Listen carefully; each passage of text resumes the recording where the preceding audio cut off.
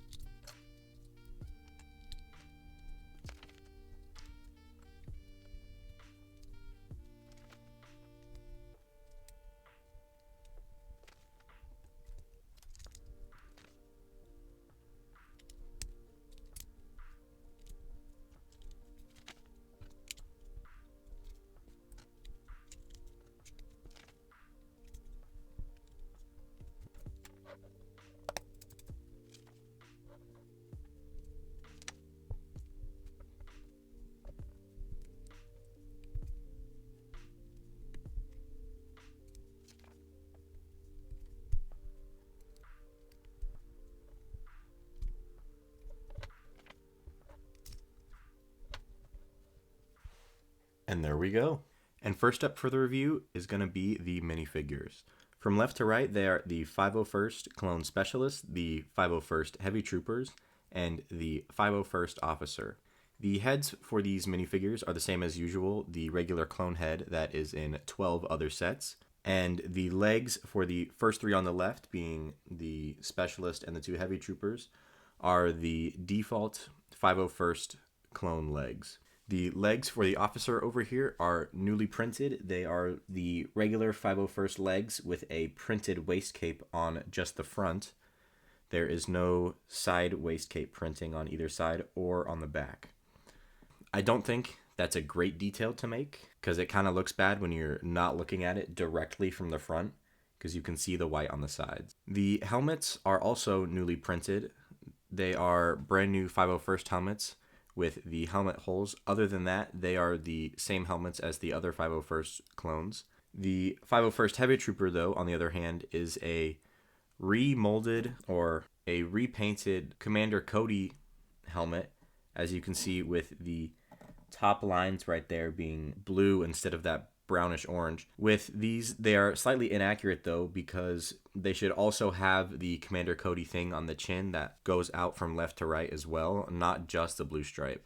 The 501st Specialist helmet is the same as the 501st Officer, as they are just both the regular 501st helmets with the helmet holes. But the macro binoculars on these are actually a brand new thing to LEGO. They are only in this set so far. They are the macro binoculars that go on the side of the face like that. I think it looks pretty good. Definitely a nice piece to have. They do give you two in case you lose one or one was missing in there, just to make sure. Now for the midsections, they are all actually new prints on the minifigures. They are all only in this set so far, with the Officer, the Heavy Troopers, and the Specialist. The Specialist has the blue arms and the two yellow markings on the side of the chest to show his rank and role, along with the standard clone back. The 501st Heavy Troopers, on the other hand, have a completely different front, as the whole front of the chest, or most of the chest, is printed blue, with the rest of the chest being gray, along with the sling for a bag that they're actually supposed to have in the game that they come from.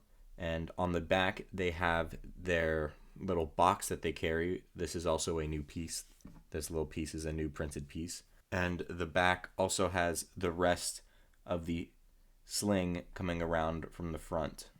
And although it looks similar, the 501st Officer does indeed have a different body because of the blue belt that it has instead of a white belt.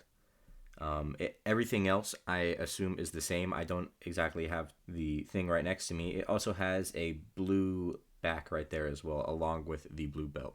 These minifigures look really good. I think they're a great buy. The helmet holes do make them look a little weird, but I don't really mind that. The printing did turn out fine in spite of those, though they did miss a little parts on the helmet with the Heavy Troopers and the printed on waist cape with the 501st Officer. But I do recommend getting these minifigures in any way, shape, or form. And now for the build. To me, this build looks like a mini version of the Republic AV7 anti-vehicle cannon, and I really like the look of it. It has some range of motion from here to here to show the arcing of the cannon. Some people don't like that it's that short, but I don't know why you would want a cannon to be pointed up like this. You'd kind of just be shooting your allies in front of you if it's in the back, or you would just be dropping it right on yourself if it went all the way up. That doesn't really make any sense to me. The legs are held on by these clips right here in the front and in the back. They can come off kind of easily, but they do support the build very well, and the mobility on them is very great, so you can pose these in any way that you want, along with the knee joints that give you a variety of ways that you can have this. You can sit one clone on the right side of the build, on the left side of the screen right here. It does look very nice right there, but it does feel kind of lacking because it doesn't have anything for the clone to control the cannon. It kind of just makes them sit there. So it does look a little awkward, but I really think it's a good placement for it. And it kind of makes sense that it's this bare bones with the limited amount of pieces that they could put into the battle pack. Other than that, I really think this is a good little build. It looks really nice. The cannon is very long. It looks very sleek. The spring-loaded shooter always does well. Those things are very fun. And I overall just think the build looks really nice. It looks very well put together and all that. And here is the full view of the set and the minifigures together. I think this set is really great and something that if you haven't bought already, definitely should be bought. It has 4 great minifigures with some details that they missed, but other than that, very good, and a great little build that is pretty much just a smaller version of the Republic AV7 cannon with some great play features. And I think this is a really great desk set, or just a play set for a kid to give them for a birthday, or a play set to give to a kid for their birthday or another holiday like that. I think my overall rating on this will be an 8 out of 10. Thank you guys so much, and I will see you guys next time.